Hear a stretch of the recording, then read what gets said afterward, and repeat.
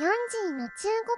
国ライフ。皆様こんにちは、ヨンジーと申します。いつも動画のご視聴いただきありがとうございます。本日は中国旅行の際に役に立つアプリを4つご紹介させていただきたいと思います。これらのアプリは私が普段中国で使用しているものになりますので、ぜひ中国旅行に行かれる際のご参考にしていただけますと幸いです。それでは早速1つ目のアプリですが、1つ目は決済アプリの Alipay と WeChat Pay です。すでにご存知の方も多くいらっしゃるかと思いますが、中国は電子決済が主流となっています。もちろん現金で支払うこともまだまだできるんですけれども、多くの人々が電子決済の Alipay、WeChat Pay を使用してお金を支払っています。ですので、我々外国人もですね、旅行に行った際には Alipay や WeChat Pay を使ってお金を支払うということになります。で、Alipay、WeChat Pay ですけれども、日本のクレジットカードを紐付けて支払いに使用することができますので、Alipay に関しましては、そのやり方の動画をこちらに作成しておりますので、ぜひご参考にしていただければと思います。Alipay と WeChat Pay ですけれども、どちらを入れてもいいと思います。どちらも同じぐらい使えますので、どちらを入れてもいいと思います。ただ、たまにですね、WeChat Pay しか使えないというお店が、本当にたまになんですけれどもありますので、私のおすすめとしては Alipay と WeChat Pay 両方ともスマホに入れて、両方とも日本のクレジットカードを紐付けて使える状態にしておくと良いかと思います。で、私はメインで Alipay を使っています。というのも Alipay は支払い以外にも様々な便利な機能が利用できます。例えば Alipay の中にあるミニプログラムというものを利用することによって Alipay からタクシー配車アプリのDD を使うことができますし、それ以外にも例えば上海や広州などの地下鉄に QR コードで乗車するなどということも全て Alipay と連携してできるようになっていますので、Alipay の方が利便性が高いと感じています。ですのでメインで Alipay を使って WeChat Pay しか使えないというお店に遭遇した際にだけ WeChat Pay を使うという形で私は対応しております。Alipay でできる様々な便利なことにつきましては、Alipay 活用シリーズという動画を作成してあげておりますので、ぜひそちらの動画をご覧いただければと思います。次に2つ目ですけれども、地図アプリの高徳地図です。まず前提としまして、中国では Google マップが全く機能しません。Google マップを開いても全く関係のない場所が出てきたりですね、よくわからない場所にピンが刺さっていたり、建物の名前が違ったりですね、精度がものすごく悪いです。全く使い物になりません。ですので、中国国内で何か道を調べたり、お店の場所を調べたり、そういうことをする場合には、中国の純正の地図アプリが必要となります。メジャーな地図アプリが実は2種類ありまして、これからご紹介する高徳地図というもの、そしてもう一つ100度地図というものがあるんですけれども、私は高徳地図の方が使いやすいと思っているので、こちらを使うことをお勧めいたします。実際に高徳地図を見てみましょう。高徳地図を開きます。そうしますと、このように地図が開きますので、ご自身が行きたい場所などの名前をこちらに入力していきます。例えば、上海ディズニーランドに行きたい、あるいは上海ディズニーランドの場所を確認したいという場合は、この下のところに検索窓がありますので、ここに上海ディズニーランドと入力します。で、中国の地図アプリですので、中国語で入力しないといけませんので、その点はお気をつけください。はい。上海ディズニーと入力しましたら、検索の候補が出てきますので、一番上を押します。そうしますと、上海ディズニーの場所がこのような形で出てきます。この辺は Google マップなどと同じですね。また、上海ディズニーランドの場所に上海地下鉄の11号線が通っているというところも地図で見ることができます。そして、この11号線の駅を拡大しますと、ここにディズニーという駅があることがわかります。で、この駅の名前を押しますと、下にですね、地下鉄の情報が出てきます。そして、このように押しますと、路線図が出てきますので、これを見て、電車がどこから始まって、どこを経由して最終的にディズニーまで行くのかっていうのを見ることができます。非常にわかりやすいですね。今は上海を見ていますが、これは広州でも北京でも地下鉄の情報というのが全部地図に出てますので、どこかの駅を押しますと、その駅を通るすべての線と出発駅と到着駅っていうのを見ることができるので、高徳地図非常に見やすいのでおすすめです。また、私が高徳地図が好きなところは、どこかのショッピングモールを見たとします。今、この IAPM という上海にあるショッピングモールのところにピンが刺さっています。これを拡大します。そうしますと、まず左側ご覧ください。LG1、L1、L2、L3 といった形で、ここに階数が出てきます。なので、これを押すと、それぞれの階に何があるのかというのが見ることができます。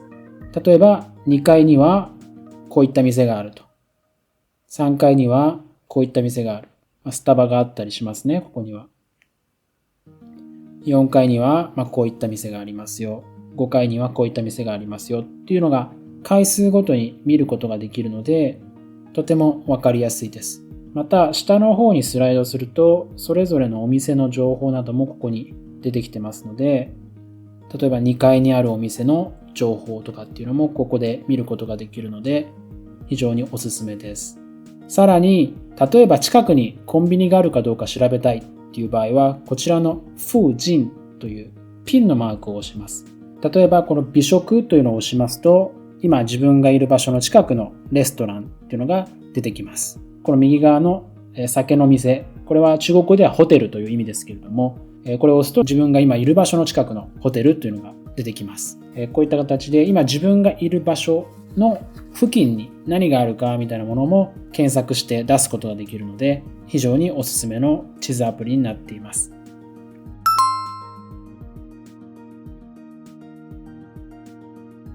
あとはもちろんこれは Google マップにもある機能ですけれども、どこからどこまで歩いていったら何分かかるかっていう、距離と時間を測ったりする時もあると思うんですね。例えば、上海のこのワイタンですね、有名な場所、ここを押して右下の路線というのを一度押します。そうしますと、自分が今いる場所から先ほどピンを置いた場所までのルートが出てきます。で、私今広州にいますので、広州から上海のワイタンに行くルートが今出てますね。で、14時間とかなんとか出てますけれども、これを例えば上海のそうですね、ディズニーランドにしましょう。はい。上海のディズニーランドからワイタン、ここまで行くにはどうすればいいか、今検索しました。で、一番最初に出てきているこの画面は車で行く場合ですね。車で行く場合は36分かかりますよ。で、ルートがこういう風に出ています。これはですね、ダーチャーというのは、実はこの高徳地図でタクシーを呼ぶこともできます。ただ私は普段この機能は使っていません。タクシーを呼ぶ場合はアリペイの DD のミニアプリを使ってやってますので、この高徳地図からタクシーを呼ぶということは普段していないです。で、次に、この公共地鉄と書いてあるものですね。これは公共交通機関を使って行くルートが示されます。先ほどのこのディズニーランドからワイタンまで行くのに、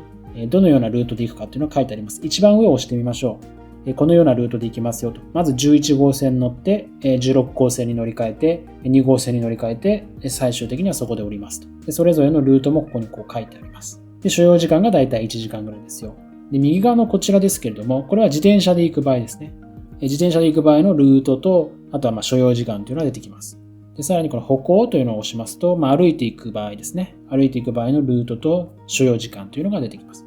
こういった形でですね、例えば今いる場所からどこかに行きたいといった時に、そこまでの距離とそこに行くための手段ごとの所要時間というのが出てくるので、非常にわかりやすいかなと思います。次に3つ目、翻訳アプリについてです。旅行中に中国語の意味がわからないとかですね、お店の人とやり取りをする際にこちらが言いたいことを伝えたいと。ただ中国語があまりできないという場合は、翻訳アプリが非常に重宝します。こちらは2つの翻訳アプリをご紹介させていただきたいと思います。1つは100度翻訳です。こちらは中国の純正の翻訳アプリになっています。実際にアプリを見てみましょう。このような形で100度翻訳を開きます。左上に言語がありますので言語を押します。翻訳をしたい言語が左側。翻訳後の言語が右側になっています。今は日本語から中国語に翻訳をするということになりますね。はい。そうしましたら、ここに検索窓がありますので、検索窓を押します。で、今ですね、日本語から中国語に翻訳するようになっています。ここを押すと中国語から日本語になります。で、まずは日本語から中国語にしてみましょう。例えば、いくらですかと押して、エンターを押すと、このような形で中国語の翻訳が出てきて、このスピーカーのマークを押すと、多少钱？はい、こんな形で喋ってくれますので、これをお店の人に聞かせればコミュニケーションが取れるということになりますね。同様に相手の方が言っている中国語を理解したいという場合は、この上の部分を中国語から日本語に変えて、そしてお店の人にですね、ここにマイクのマークがありますので、マイクのマークを押して何か中国語を喋ってもらって、今私が喋った日本語が変な風に翻訳されてますけれども、こういう形でマイクで中国語を喋ってもらって、それが翻訳されて日本語に出てくるということができますので、これでコミュニケーションが取れます。もう一つご紹介するアプリは Papago というアプリです。Papago を開きます。こちらもですね、同様に翻訳のアプリなんですけれども、見やすいです。そして画面がシンプルです。なので、例えばここに翻訳する内容を入力してくださいと書いてありますので、先ほど同様、いくらですかと入れますと、もうすぐに出てきます。そして、先ほど同様、スピーカーのマークを押すと、多少钱こんな形で多少钱喋ってくれますので、100度翻訳と同じようにですね、この音声を聞かせてコミュニケーションを取るということができます。一番最初にお見せしたのは文字の翻訳ですけれども、例えばこの音声というところを押すとこういうことができます。すみません、クレジットカードは使えますか？请问您收信用卡吗？こんな感じで自分が話したことを自動的に中国語に翻訳して音声で出してくれるということができますので、文字を入力しなくてもこれができますのでとても便利かと思います。また相手に中国語を話してもらってこちらが理解するということをする場合は、ここを押せば言語が切り替わりますので、あとはこのマイクのボタンを押して中国語を話してもらえればそれが日本語になります。さらにもう一個ですね、会話というものがあります。これをするとですね、リアルタイムで中国語と日本語の会話ができるようになります。実際にやってみましょう。現金は使えますか？你收现金吗？可以啊。できますよ。こんな感じですね。そして最後に画像というのを押しますと、カメラにとって文字で翻訳をすることができます。まず中国語から日本語になっていることを確認して、翻訳したい文字をこのように移します。そしてすべて翻訳というボタンを押します。はい、そうするとこのような形で出てきますね。で、もう一つリアルタイム翻訳というのがここにあります。はい、これを押すとですね、こう移すと、はい、この形で移したものをリアルタイムに翻訳して、こんな感じですね。移したものをリアルタイムに翻訳してくれることもできるので、一番最初にご紹介した100度翻訳よりも直感的で使いやすいので、こっちの方がいいという方も多くいらっしゃるかもしれません。両方とも試していただいて、ご自身に合ってる方を使っていただければと思います。最後は、鋼鉄のアプリの